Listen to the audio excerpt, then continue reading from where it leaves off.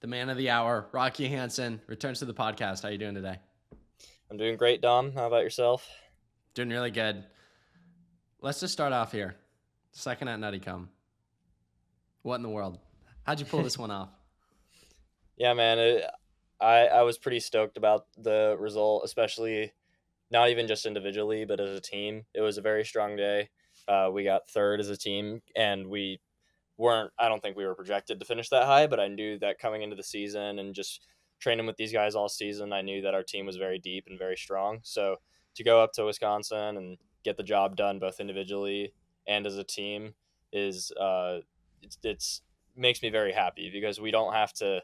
Originally, if we hadn't run as good as we did at Nuttycombe, we would have had to go back to Wisconsin for pre-nationals to like get more points for a regional meet and stuff like that because that's how qualifying works for nationals. But since we did well, we don't have to do that. So I was very pleased with it, and it's just a culmination of the year's worth of work I've been putting in and it being healthy and stuff like that. So just gotta keep doing my thing and being consistent and stuff like that, and that's how it happened.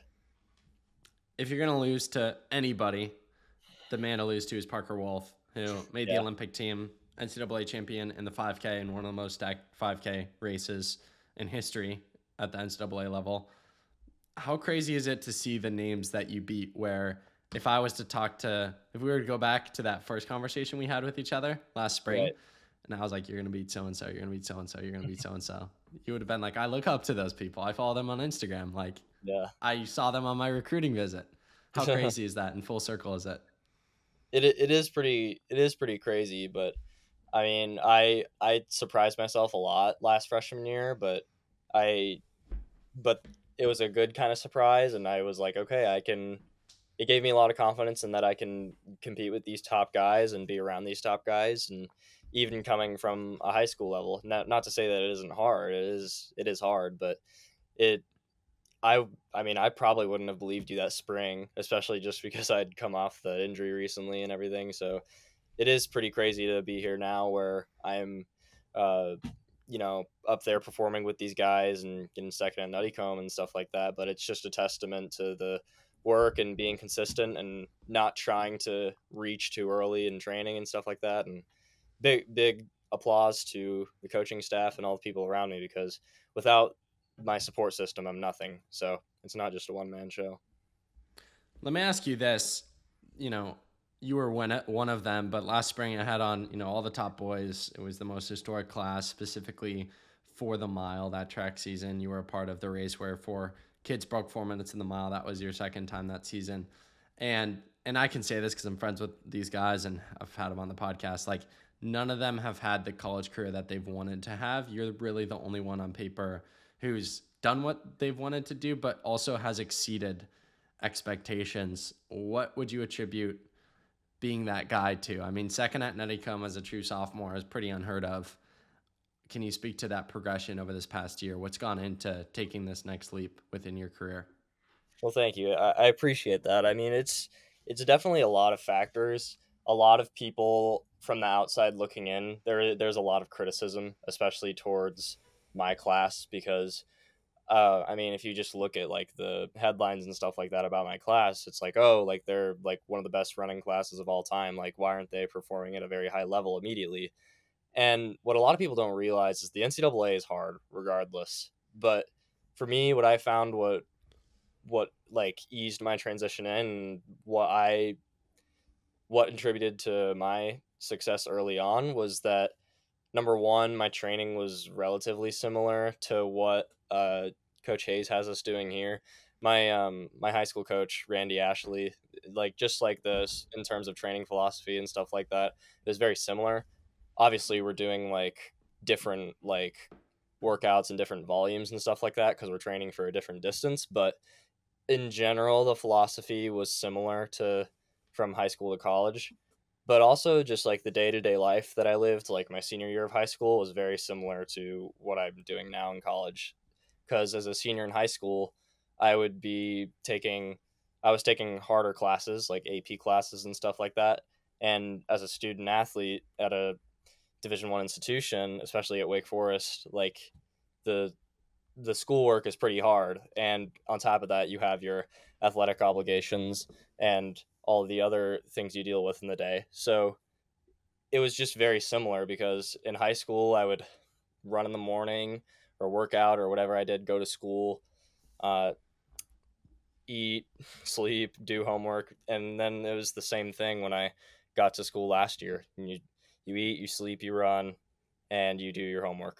And I think that similarity in lifestyle was a big contributor to my success early on. That was probably the biggest thing.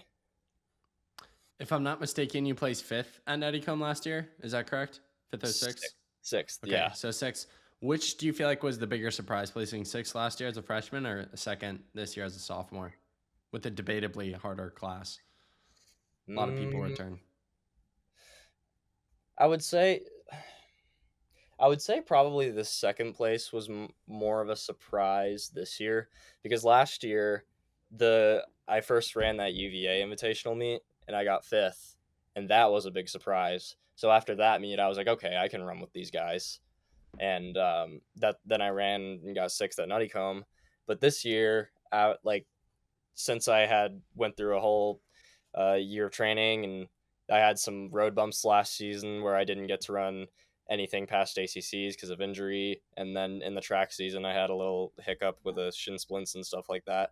So I wasn't sure like where I would be in terms of training and stuff like that, but I was confident that I had been putting in the work, and on paper like my workouts have been going better. We were on paper ahead of where I was last fall, but you still never know. So I figured I just still had that inner fire, the inner flame, the confidence, and I was like, I'm just gonna go with the front guys again, and because I like I proved last season, I'm one of these guys. I can be up there, and it paid off. I got second place. So it the second place was more surprising in that there was a little bit more uncertainty going into it, but like last last season in general, like the season as a whole, the cross country season was definitely more surprising. But this race, just because there wasn't as much context like behind it, if you know what I mean.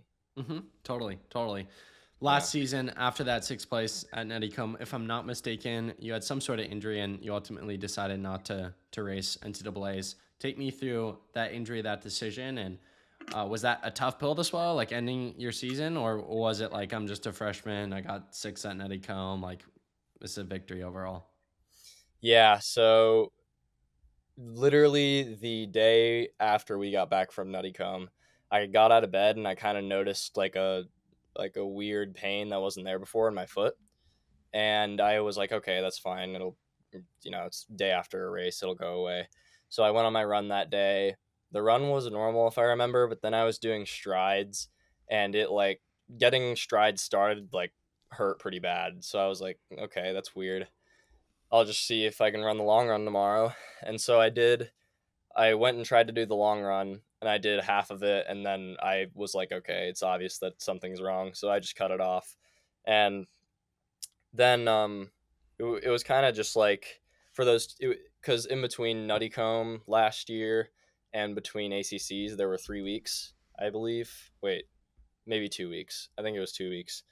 So there were 2 weeks in between those meets. Yeah, it was 2 weeks, and basically that whole time I was like, okay, if I just like run on the boost treadmill and cross train for these 2 weeks, maybe there's a chance I run ACCs.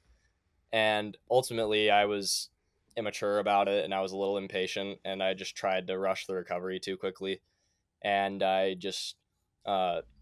I just tried to keep running on land at certain points when obviously I shouldn't be, and it delayed the healing. And then at ACCs, I traveled with the team, and I was fully confident the day before that I was going to run, because I got like a chiropractic adjustment and I felt way better, and I was like, oh yeah, I'm running. And then come the next day, I'm warming up, and I was like, yeah, no, it's not happening.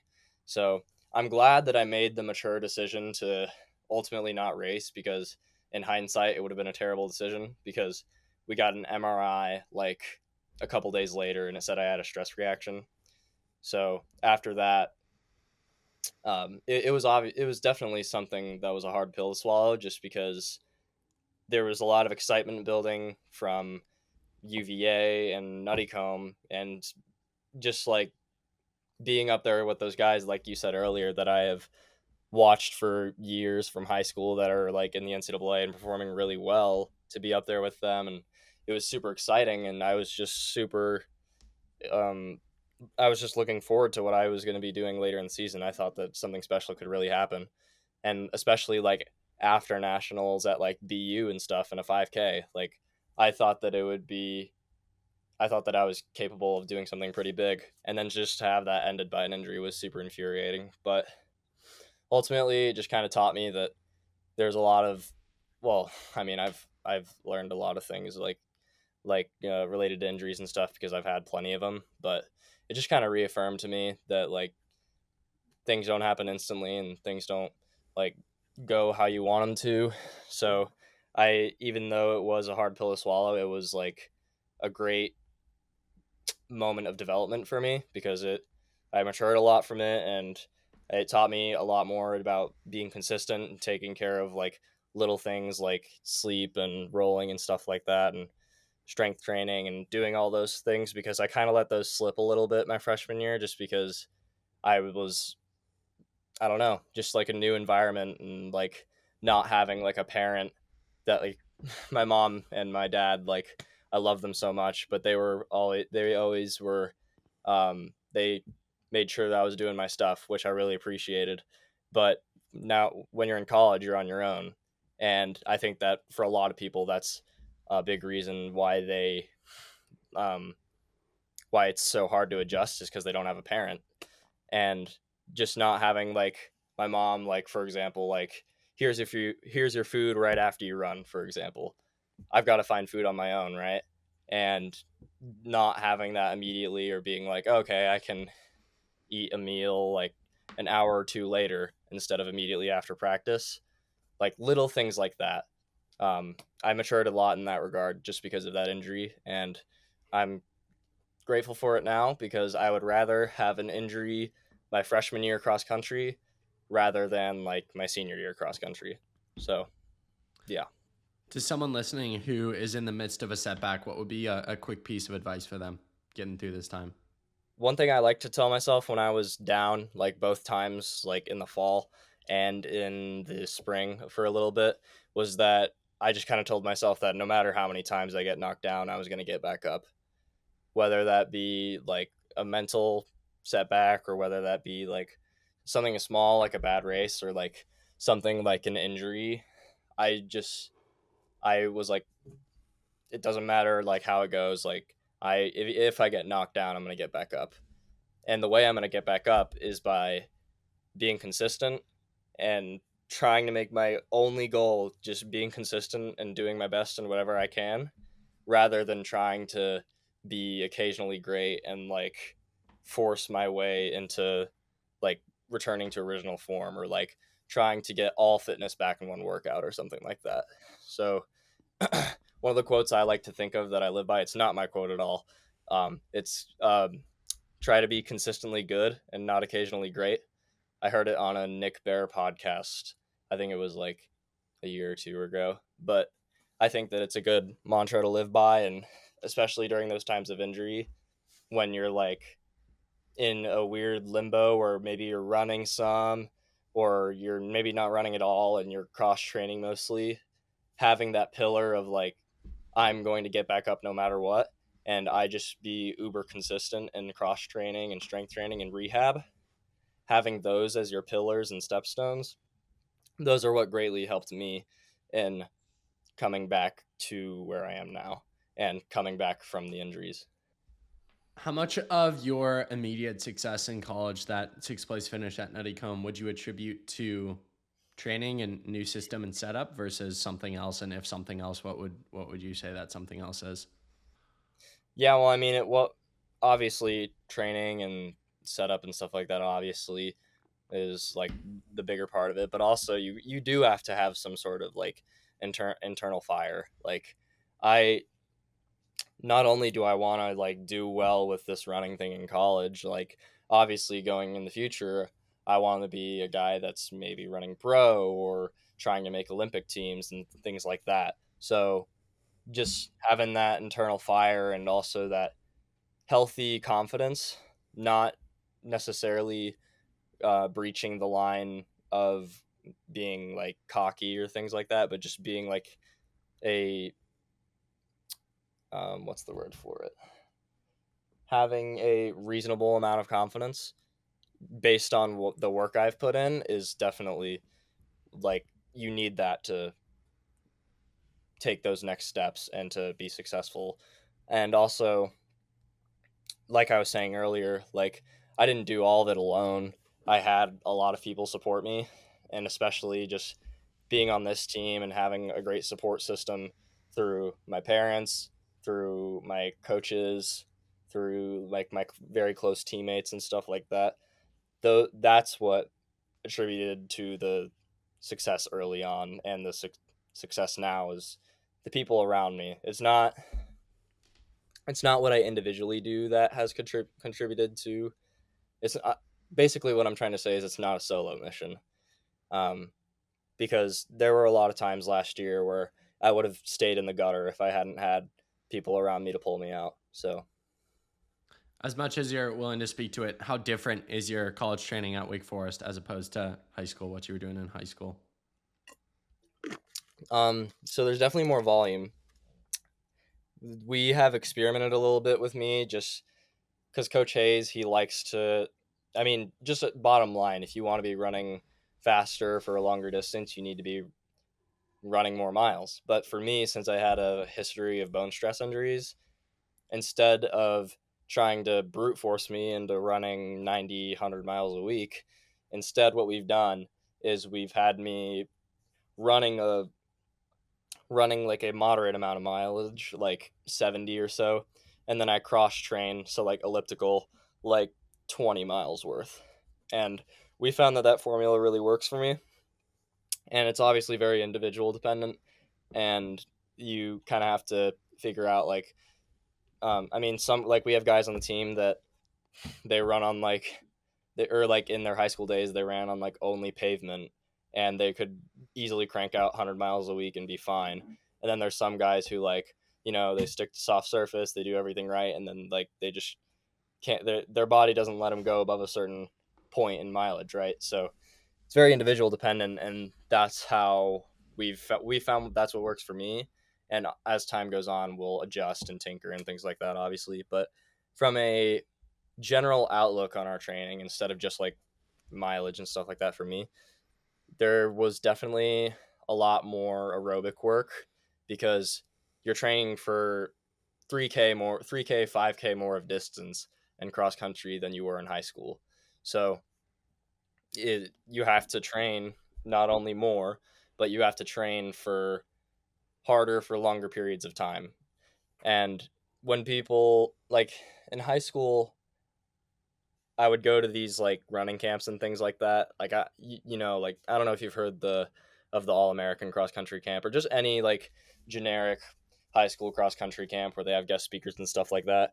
And I remember at one of them, they had a panel of like college athletes, and one of the questions asked was like, uh, "Is the transition from 5K to 8K really that hard, or 5K to 10K really that hard?" And they were like, "Oh yeah, it's terrible, worst thing ever." And I never understood that. Now that I'm here, I don't really understand that because at the end of the day, you once you get to college, your training changes. You are training to run 8K and 10K now. You are no longer trained to run a 5K. So if a 8K, 10K in college is exponentially harder than a 5K was in high school, then you're probably doing something wrong. So that's the main thing that changed from high school to college. Correct me if I'm wrong here. You obviously go to the school and know the history more than I would, but I feel like you and your class were the first class that kind of put Wake Forest on the map in terms of like, wow, they're getting some really solid recruits, and this could be a scary team years down the road. Can you speak to your class specifically, what you guys are building, what you've built already, and specifically going into this 2024 cross season? What you guys are looking to do and how dangerous you guys are looking as we inch ever closer to November in Wisco. Yeah, so it definitely wasn't just established by us. A lot of kudos goes to the coaching staff and Coach Hayes and what he's built and the foundations that he's built this program on. Wake Forest was kind of first put on the map really throughout the years of 2020, like the weird cross country year where it was 2021 spring, but it was supposed to be 2020. Um, it Wake Forest was really put on the map in that 2021 spring, fall, and 2022 season because we were 15th in that spring cross country race, then 10th in that 2021 fall race in Tallahassee, and then fifth at NCAA's in Oklahoma State in 2022. So the way that Hayes has built the program is he wants not just guys who are fast, but guys who are going to work hard, guys who are going to fight for each other. Basically, he wants high character guys, not just guys who have fast times on paper. He cares more about, is this guy going to contribute to a healthy team culture, or is he going to be a guy that will take away from it, that'll just siphon energy from the team instead of contributing to it. So that principle has allowed us to bring in the right guys, foster a healthy team culture, and ultimately has put us in a position now where we're looking, I mean, now to a year or two down the line, we're going to be competing for national titles and things like that. And specifically with my class, I mean, we had me, Hunter, Wes, and then Aiden. I don't know if you know who Aiden Ross is, but absolute stud. He ran 24:02 at Nuttycombe, I think, low 24s. And then Ty and Vince. Our class was really strong, but what contributed to what contributed to what it is contributing to our success now is just having a group of high character guys and being focused on development rather than instant results. So a lot, if you look at our like if you open our roster at Nuttycombe and you look at like what year we are, it's funny because it's like sophomore, sophomore, sophomore, sophomore, sophomore, senior, sophomore. So it's pretty scary to think about when you have a bunch of guys who are sophomore eligibility and one senior getting third at Nuttycombe. So just going down the line, we're really just going to be focusing on being patient, long term development, and always, always, always running hard and fast in November and not in August or September. Last spring, broke 4 minutes in the mile twice, if I'm not mistaken. And you were, one of the top guys in the country, undoubtedly. Funny enough, I think you were the first guy in that class to break 4. Like within the season, you broke it pretty early on before Festival of Miles and some of those races that other guys broke it. But I mean, yeah, I can say this because I know Connor and Simeon. You aren't as loud as Connor and Simeon and some of the other guys, so I don't think you necessarily got the attention that you deserved. And you low key flew under the radar for how good and how fast you were. Now in college, as a sophomore, it's hard to play second at Nuttycombe and not start to get some attention.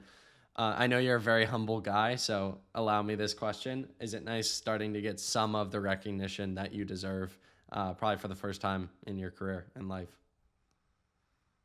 I mean, it's I mean, I kind of approach it the same way I did in high school. Like, I've at the end of the day, this is just like business to me. I'm just trying to take care of a job. I love this job. I love running and things like that, but I never let that stuff get too far into my head, because if I do that, then I lose humility, and then I lose respect for the other athletes in the race, and that's never a good thing. So if I keep that humility, then I can always if I keep that humility, then there's always some next step, some next thing that I'm chasing or achieving, because I never want to feel like I've made it. And that was the mentality that I had in high school, and that's another reason why I'm still actively trying to achieve and get better now, and just, you know, never never letting it get to my head. But it is cool to see the recognition. I do appreciate, like, everyone reaching out and messages and things like that. It is a really cool feeling, but as always, just gotta keep grinding away. It's not gonna change anything. Chop wood, carry water, as they say. Yeah. Yep. How much do you feel like that mindset has served you in life, and how important do you think humility is within the sport of running? Because I genuinely, a lot of people would be like, "Hell yeah, I love the recognition. That's why I do it." Well, yeah. I mean, like I said, if you don't have the humility, because with humility, there's always some next thing to chase. You never feel settled. You never feel content. Like there's always some next step. But also, just at the bottom line of athletics and competition in general, a race is you are competing with other athletes, and you're not competing with them to show who's better. You're competing with them to show each other what's possible, right? So when Parker Wolf or like I'll give the Nuttycombe example. So midway through the race, when the runner for Iowa State, Robin, when he started gunning it at 1.5K, and then he started gunning it again at 5.5K, that hurt. That made the race. Uh, it made it hard for a September race when most people aren't trying to run that fast for an 8K in September, right? But him doing that, he is basically just. I don't like to think of it as like he's like, well, obviously he was trying to break away and win the race, but at, in my head, he's like showing us what's possible, right? He's showing us that we can push forward and we can go up with him and run faster. Because if Robin hadn't done what he did in that race, we wouldn't have run that fast. I mean, we probably would have run like, I don't know, maybe as fast as we did last year, like 23:20s or something like that. But when you're competing in a race, your competitors around you, they're showing you it's possible, and you are showing your competitors what's possible too. So it's not, competition is not something that is about you and your performance and your ego. Competition is about, it's like a celebration of everyone, and you're trying to bring the best out of everyone and not just yourself, and using that mindset instead of one of like, I'm better than this guy, I'm better than this guy, I'm trying to win. It's, let's show each other what's possible. And just, I mean, it's like the most like, I know it sounds super grandiose, but it's like it's the most pure human thing, right? I don't know how else to describe it, but I think that the how the humility part connects to it is, you got to realize that it's not just about you. There's other people, other humans in that race, and they've all put in that work. They've all done a bunch of stuff to get to where they are, and so have you. It's not just you though. So that's kind of my spiel, my take. I Sorry, like it. it's No, very some grandiose good and hard stuff to in there. follow. Some very good stuff in there. Looking ahead to the rest of the year, where's your mindset at? We're talking early October, about a month left until nationals, a little more than that, and I think like 2 weeks removed from Nuttycombe. How much confidence did that second place finish give you, and what are the goals looking like heading into November, and what does this next month look like from a process standpoint of lining up in Wisconsin with the best chance possible, both individually and as a team, to do some big things? Yeah, no, I mean, the the performance at Nuttycombe was a big confidence booster, especially being in September and running that fast like we did. Because normally we don't run that fast in September. Most races don't run that fast in September. So to be going that fast in September was a big confidence booster for me. But it's also a testament to the NCAA. Like, I mean, the NCAA is more competitive than it's ever been, and is more talented than it's ever been. So it's cool to have all these guys who are able to run that fast, because that's going to make for a pretty special national meet. So just for these next coming months and approaching ACCs and regionals and nationals and things like that, what the mindset that I'm approaching it with is kind of, I mean, it's kind of the same as it was before. At the beginning of the season, in like our team meetings and stuff like that, it's like our coaches really like to emphasize, it's like, what are you going to do over these next 100 days, that will lead to a good performance at the national meet. And so, I don't know, it's been like, I don't know, maybe 50 50 days or something like that. But just how are you going to approach these next X number of days? How am I going to approach these next number of days leading into nationals that will lead to a good performance there? And all that boils down to how I take care of the process, how I sleep, how I'm eating, how I'm taking care of little things, and also how the team is doing too. It's not just me. I need to make sure that my teammates are on their stuff too, and that we're holding each other accountable so that we can do something special at nationals. But you also have to remember with these things, like it's easy to get in your head pretty easily, especially with like if you have a bad workout or something or a bad race. And one of the other things I like about what Hayes tells us and what the coaching staff tells us is it's not 100 perfect days that we're asking for here. It's like 100 good, consistent days, and you can leave that day saying that you know you did your best. So that's the mentality I'm going to approach the rest of the season with: is how am I going to take care of business in the coming days to nationals. They don't have to be perfect, but I know that I'm going to do my best on them. Being in the ACC, same conference as University of North Carolina, racing Parker, you basically, because of that, you race him all the time. Race him at Nuttycombe, you'll race him at ACCs, nationals, of course. How Yep. much do you feel like racing a guy like that, or even Ethan Strand, who's not too far behind in the pack now, which is incredible, Yeah. as he's a 1500 guy and chopping it up on the cross really well now. How Mm-hmm. much do you feel like that's gonna push you? I'm sure it would be nice to, easily win an ACC title, but how much do you feel like having someone like Parker come back and finish out his eligibility will actually push you for when he's out of the NCAA and kind of pass on the torch to you?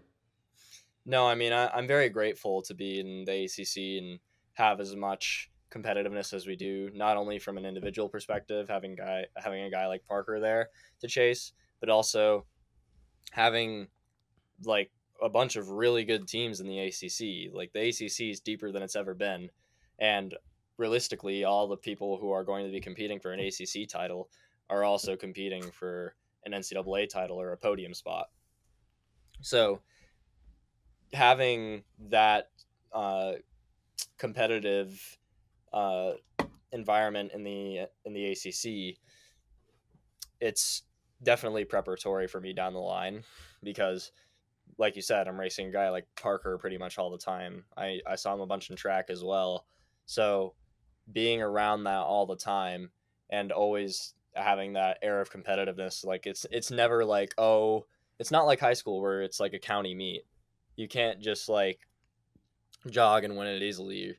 It's having that competitive air will always make it so that you never can just jog it. So having him to chase, make sure that the when he leaves, that the ACC will still remain competitive, like so that we're keeping that tradition going, not only for our conference but for the NCAA itself. So I'm grateful to have that. Grateful to have him as a competitor and to have all the teams and stuff in the ACC as well because it'll it will make us all perform to a higher level and just really show ourselves what we're capable of. Rocky, final serious question for you today, wrapping up this conversation. A lot of listeners are in the thick of their cross country season, high school, college, maybe even middle school. What would be some advice from the legend himself, who's not only good at NCAA cross, but also back in the day in high school was also chopping it up at the national level? What would be some advice to a listener early October? Their focus is November, December. What do they got to do right now? I mean, if your season's going well, I mean, and you are training's feeling good, workouts are going well, and stuff like that, keep on that process, keep on what you've been doing, keep taking care of your sleep, keep taking care of those little things because if you let those, you can't ever go into a mode of cruise control. That's one of the big things we've been saying in our team meetings and stuff like that is just because we got third at Nuttycombe and just because we got ranked sixth doesn't mean that we can just hit cruise control all of a sudden and disrespect and dishonor all the work that we've done to get to this point. and we would also be disrespecting and dishonoring all the potential results we could achieve in the future. So keep doing what you're doing. If you are in a spot where you are finding good success in workouts and training and races and stuff like that, if your season is going not how you would like, or you haven't performed how you expected, or you've been having a couple bad races, just if it's one bad race, like, hey, it's one bad race. Like, everyone has those. Don't trip about it too much. Just treat it as something that is there for a reason. Learn from it and drop it. Don't harp on it anymore, because I've been plenty of times in those mental wormholes where you're just going down, down, down, down, down. It doesn't feel like you'll get out. So just learn what you can from it, drop it, and move on. If it's been multiple bad races, just examine what have you been doing in the other 22 hours of the day, other than running. Just examine what are you doing throughout your day. Are you sleeping enough? Are you doing strength training? Is your training itself, like, are you going too hard? Not being disciplined is not only taking care of little things and doing the work, but being disciplined is also having the humility to say, hey, I should go easier today because I have a race this Friday, or I have a harder workout this week, or just knowing, hey, I should probably go easier because if not, I'll be in shambles in November. So if things aren't going well, just keep your head up, examine what you're doing in the other 22 hours of the day and in your training, and just remember that you do this because you want to, and you do it for fun, and that it's not the end of the world if something goes wrong one day. But all in all, just take care of the process, take care of the little things, and do your best every day. And don't try and focus so much on being better. Instead, just try and focus on doing your best on each given day, because every day and given situation is different. So just do your best and take care of the process, and you'll be fine. Rocky, final question for you. We're in the thick of fall. What are some of your favorite fall things off the track, off the grass? Favorite fall things? Music, movies, drinks, Or just vibes. could I just say, like, anything fall related, really? Sure, go for it. This is an open-ended question to end the Yeah. pod. So corn mazes. I like corn mazes. Hiking in the fall is pretty sick, especially in my hometown, Asheville. The fall colors are very beautiful, and especially along the Blue Ridge Parkway and stuff like that. Very beautiful. Yeah, trees changing color. That's another one. It's kind of related to the last one, but another fall thing I like. Halloween's pretty cool. I like the vibes around then. And We'll end here. What's the best Halloween costume in Rocky Hansen history? Rocky Hansen history, I think that what was it when I was in fifth grade? I think it was in fifth grade. Have you ever watched the movie Napoleon Dynamite? Oh, of course. Yeah, Of course. I dressed up as Napoleon Dynamite. We did a homemade costume. So we made like the Vote for Pedro shirt. I had the moon Dude, Grand boots on. Blanks, you know about that meme? Yeah, does he? Had he made the Wait, well, costume? do you know? Well, no, his Instagram Oh, it's username Vote is for Pedro, right? Yeah, Graham voted for Pedro, and then anytime I have him on the podcast, we talk about it. So, I kids love out that. there listening, the key to running fast, I guess, is becoming a Napoleon Dynamite fan, and But yeah, dressing if up you haven't for him watched as that movie, Halloween. you need to watch that movie if you haven't watched it. It's hilarious. And one more fall item that I love: pumpkin chocolate chip bread. Ooh, Yeah, I sounds just good. love it. Yeah, Sounds good. my mom always got it for me from the local bakeries and stuff whenever it hit fall time. So Guess I'm coming out to Asheville to try it. Sounds yeah, amazing. Rocky, really appreciate the conversation as always. Really look up to you, but specifically your humility in sport. It's going to take you a long way, and always appreciate you jamming on these subjects. And man, can't wait to see it. Sky's the limit, truly. Second at Nuttycombe still blows my mind. Like, I don't want to act surprised, but I'm a little surprised. It's crazy. So keep thanks, crushing, Doc. man, and excited to see what you'll do in Wisconsin next month, as well as just all the years to come. Big things ahead for you. Appreciate it, man. Thanks for having me on.